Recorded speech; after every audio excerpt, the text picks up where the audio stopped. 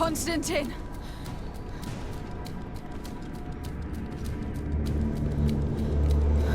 Restrain her!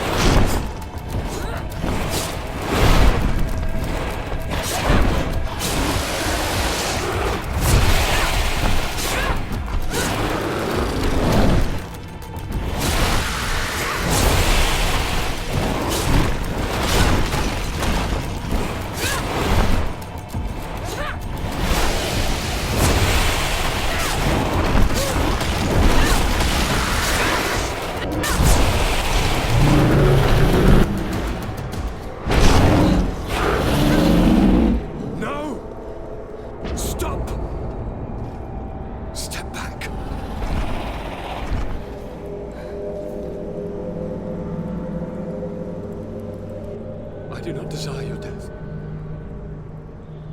I'm sorry. Why? Why have you done this? But for you. For us. So that we may live free at last. This makes no sense. Constantin, it's madness. You don't understand because you're still attached to the old world. This old, dying world which, to survive, has betrayed, used, and manipulated us and would not have hesitated to kill us. Perhaps, but... I've seen death, cousin. And I understood the vanity of it all. My father's ruses just so he could earn more power. The political bowing and scraping to preserve corrupted nations. I have been offered unrivaled power, allowing me to get rid of this. To send the old world back to its inevitable death, and to build something new here. Something unique. And this new world is my gift to you. You and I could be its new gods, the immortal and benevolent monarchs. He himself is the incarnation of the old world he is speaking of. He has its vices and its poison. For his own immortality, he's prepared to destroy everything around him, to break millennia of cycles. I implore you, flesh of my land, think of all the lives that will come to an end to feed his pride. Don't listen to this old god. He's like all the others, after all, clinging to life. All you have to do is to bind yourself here, with me. And we will be gods together, forever.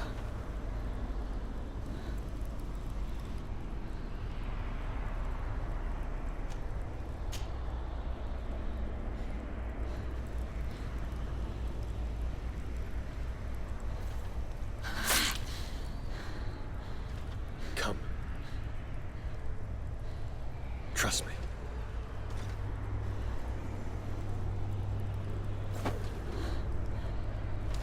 You won't regret it, cousin.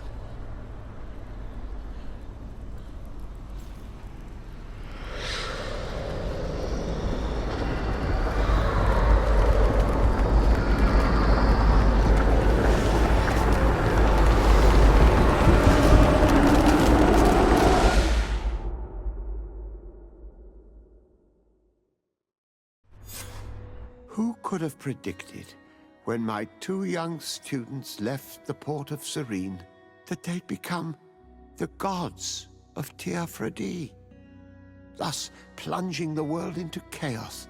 Certainly not me. So it seems that I am a poor teacher. Amongst those who had tried to prevent the ritual from taking place, only a handful of dazed survivors remained, helplessly facing hordes of creatures following the orders of the two cousins. Afra and Petrus, former rivals, fell together. They couldn't accept this treason from the one they believed in. As for Vasco, he managed to run away and join the Naut fleet. Rumor has it that he went to their island, his heart full of bitterness, and never left it again. With his help, Kurt managed to leave Teer Fradee, but only to die on another battlefield. Siora had done well to go back to her sister, who tried to lead a rebellion for a while, but just like the rest of the clans, she eventually acknowledged the power of their new gods. Exiled from the island, all our nations sunk into a state of constant warfare, each accusing the others of being responsible for their terrible defeat. The congregation is now on the verge of falling, and I have no doubt that the others will follow. The lives which haven't been taken by war will be taken by the Malicor. On Teer Fradee, the Norts report that nature has reclaimed its rights in the cities. After a period of chaos that saw the death of many rebel islanders, the survivors reportedly all ended up acknowledging the power of the two cousins. But sadly, this is nothing but hearsay, since the news we receive is scarce and getting even more so. Alas, the De Vesp's arrival didn't bring peace to this island. Their scheming left its mark. Some of the people of New Serene still believe the lies they spread. However, the abundance of evidence against Aurelia signaled the end of the De Vesp's ambitions, both on Teer Fradee and the Old Continent, where they were harshly reprimanded by the Council, who relegated them to the status of the most obscure families.